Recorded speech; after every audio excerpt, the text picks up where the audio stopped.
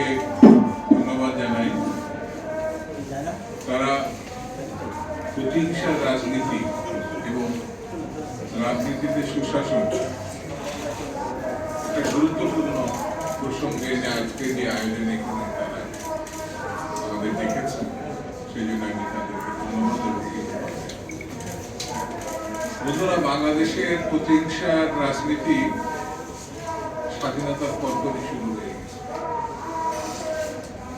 এতটাই ভয়ঙ্কর, সেই সময় বিরোধী দলের রাজনীতি বলতে যারাই যে নেমেছেন তাদেরকে বিশেষ বাহিনী তৈরি করে, যেটাকে রক্ষী বাহিনী বলা হতো, যেটা এখন নাই, প্রায় 40 থেকে 50 হাজার বিরোধী দলের নেতা কর্মীকে শেষ করা হয়েছে। প্রতিহিংসার নামে দুর্ভিক্ষ সৃষ্টি করা হয়েছে। প্রতিহিংসা মানে এই কারণেই বলবো, সাধারণ মানুষ তখন শেখ মুজিবের মহচ্ছন্নতার বাইরে যখন চলে গেছে, তাকে আর সমর্থন করছিল, সেই সময় এই দুর্ভিক্ষ সৃষ্টি করা হয়। এটা মানব সৃষ্ট দুর্ভিক্ষ। অমর্ত্য সেন তার গবেষণায় দেখিয়েছেন, খাবার ছিল কিন্তু মানুষের হাতে পয়সা ছিল, এরকম একটি পরিস্থিতিতে লক্ষ লক্ষ মানুষ দুর্ভিক্ষে মারা গেছে। আর গত 3টে টার্মের যে শাসন আমরা দেখছি শেখ হাসিনা, এটা ভয়ঙ্কর। এমন একটি মানুষ বা পরিবার খুঁজে পাওয়া যাবে না শেখ হাসিনার শাসনে যারা নিগৃহীত হয় না, মামলার আসামি হয় নাই, ঘরে থাকতে পারে না, দখলদারিত্বের মুখোমুখি হয়েছে, ব্যবসা পাতি তাদের ধ্বংস হয়েছে। এরকম একটি প্রতিহিংসামূলক ব্যবস্থা গত 15-16 বছর আমরা, এর থেকেও ভয়ঙ্কর পার্শ্ববর্তী একটি দেশ, সেই দেশে ধর্ম নিরপেক্ষতার নামে বিশেষ করে মুসলিমদের প্রতি এবং অন্যান্য সম্প্রদায়ের প্রতি যে আচরণ তারা করেছে, এটা প্রতিহিংসামূলক আচরণ। তারা কোনোভাবেই সেখানে গণতান্ত্রিক রীতিনীতি বিধি ব্যবস্থা এটা আমরা দেখি না। ভারত আমাদের বাংলাদেশের যেটা প্রাপ্য, যেটা চুক্তি হয়েছিল, ফারাক্কার চুক্তি সেই জিয়া রহমান করেছিলেন, 44,000 কিউসেক পানি আমাদের বরাদ্দ আমাদের পাবে, আন্তর্জাতিক চুক্তি। মৌলানা ভাসানী ফারাক্কা লঞ্চ করেছিলেন, আর শহীদ জিয়া রহমান পানির দাবিতে জাতিসংঘের মধ্য দিয়ে বাধ্য করেছিল ভারতকে পানির চুক্তিটা। সেই দাবির প্রেক্ষিতে যেটা প্রাপ্য সেটা আমরা পাই। ভারত প্রতিহিংসা বশত পদ্মার পানি যেমন যায় নাই, তিস্তারও পানি এখনো পর্যন্ত ওখানে গেলে দেখবেন মানে হাঁটু জল বলতে যেটা বোঝায়, একটা কবিতা আছে না, হাঁটু জল, গরুর গাড়ি যাওয়া আসা করছে পদ্মা। এবং হার্ডিং ব্রিজের কাছে গেলে মানে ঠিক তেমনি সমস্ত অভিন্ন 54টি নদীতে তারা বাদ দিয়েছে। এটা আমি মনে করি একটি দেশের সঙ্গে আরেকটি দেশের যে বৈরিতা এবং প্রতিহিংসা, সেটা আমরা ভারতের কাছ থেকে দেখেছি। প্রায় প্রতিদিনই কোন রকম কারণ ছাড়াই সীমান্তে আমাদের মানুষকে হত্যা করা হচ্ছে। এটা প্রতিহিংসা। কেন তাদের আশ্রিত কন্যাকে, শেখ হাসিনাকে লুটপাটের স্বার্থে এখানে রাখা হয়? এই জন্য প্রতিনিয়ত এই মানুষ হত্যা করা হচ্ছে। তারা আমাদের ভিসা বন্ধ করেছে। কোন সভ্য দেশ আরেকটি সভ্য দেশকে এইভাবে ভিসা বন্ধ করছে? ঠিক ভারত যেটা করছে, পার্শ্ববর্তী দেশে মনে হয়েছে যে ভিসা বন্ধ করলে আমাদের সকল রীতিনীতি, সভ্যতার সকল রীতিনীতি তারা বর্জন করে সীমান্তে কোন রকম কারণ ছাড়াই, যেটা স্থল বন্দর হিসাবে বা রোডে আমাদের ব্যবসাপাতি করা শুরু ছিল, তারা একতরফা ভাবে, যেটা ভারত আরেকটা যুদ্ধকালীন পরিস্থিতি তৈরি করেছে। কিন্তু বলি, দেশ যেদিকে যাচ্ছে সেখানে সন্দেহ বিশ্বাস বাড়ছে। সেখানে সরকারের প্রতি মানুষের যে সমর্থন, আশা ছিল, বিশ্বাস ছিল, সেই সমর্থন, বিশ্বাস, আশা আস্তে আস্তে টুটে যাচ্ছে। এই জিনিসটি এই সরকারকে বুঝতে হবে।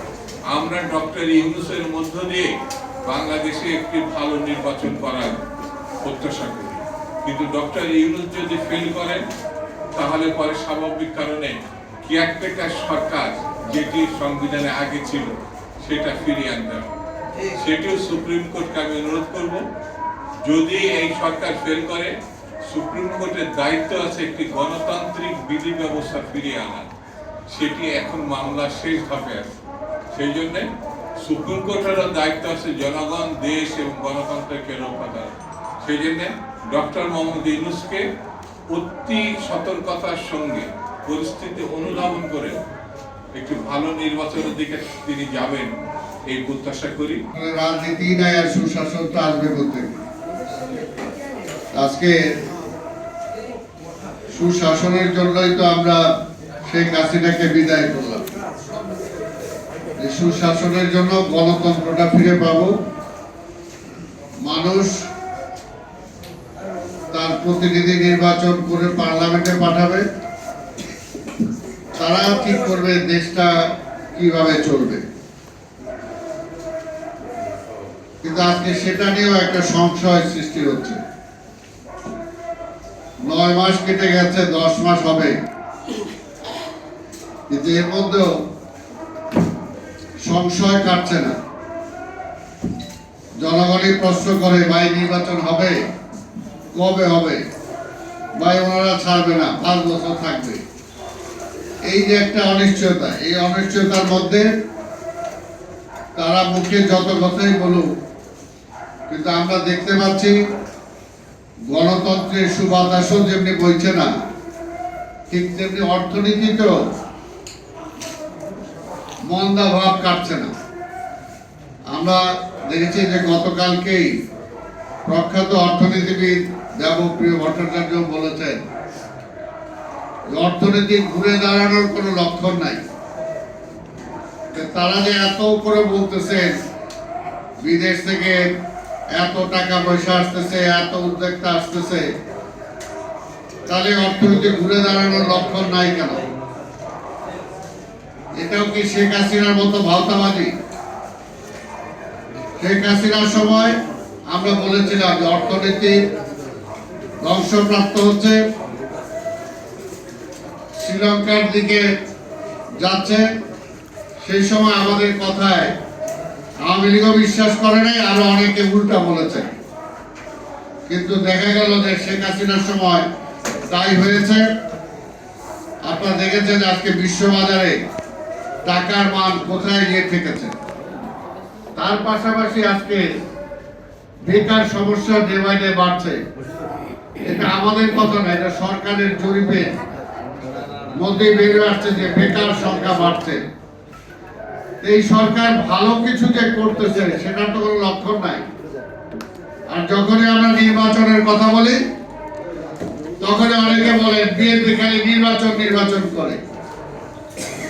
এতদিনে যদি নির্বাচন হয়ে যেত, নির্বাচিত সরকারটা রাষ্ট্রের দায়িত্ব নিত, তাহলে এই সমালোচনাগুলো জনগণ নির্বাচিত সরকারের ব্যাপারেই করতে পারত, আর নির্বাচিত সরকারের দায় থাকতো। উপরন্তু আমরা কি দেখতে পাচ্ছি যে আজকের এই সরকারের মূল এজেন্ডা ছাইরা অন্য এজেন্ডা নিয়ে আজকে তারা ঘুরতেছে।